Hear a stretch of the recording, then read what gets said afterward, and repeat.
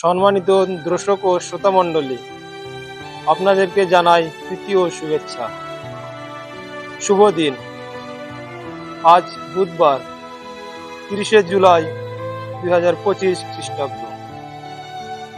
সাধু মথি লিখিত মঙ্গল সমাচার 13 অধ্যায় 44 থেকে 50 পদ। পাঠ করছি আমি মিল্টন হাসদা। পাঠের শিরোনাম: গুপ্তধন ও মূল্যবান মুক্ত ও জালের উপমা কাহিনী। স্বর্গরাজ্য যেন কোনো জমিতে লুকিয়ে রাখা গুপ্তধনেরই মতো। একটি লোক তা খুঁজে পেয়ে সেখানেই আবার তা লুকিয়ে রাখলো। তারপর মনের আনন্দে গিয়ে তার যা কিছু ছিল সমস্ত বেচে দিয়ে সেই জমিটি কিনে ফেলল। আবার স্বর্গরাজ্যের বিষয়ে এই তুলনায় দেওয়া যেতে পারে, যেন একজন বণিক দামি মুক্তোর খোঁজে ঘুরে বেড়াচ্ছিল।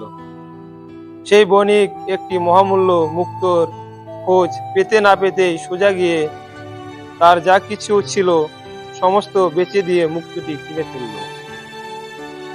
স্বর্গরাজ্যের বিষয়ে এই তুলনা দেওয়া যেতে পারে, যেন একটি জাল সমুদ্রে ফেলা হলো আর তাতে সব রকমের মাছ ধরা পড়ল।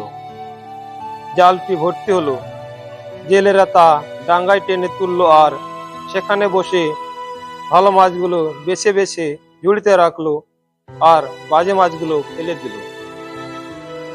জগতের সেই অতিমকালেও ঠিক তেমনই ঘটবে। সেদিন স্বর্গদূতেরা এসে ধার্মিকদের থেকে দুজনদের পৃথক করে সেই অগ্নিকুণ্ডে ফেলে দেবেন। সেখানে শোনা যাবে শুধু কান্না আর দাঁত ঘষাঘষি। খ্রিস্টের বাণী। খ্রিস্টপ্রভু তোমার প্রশংসা হোক।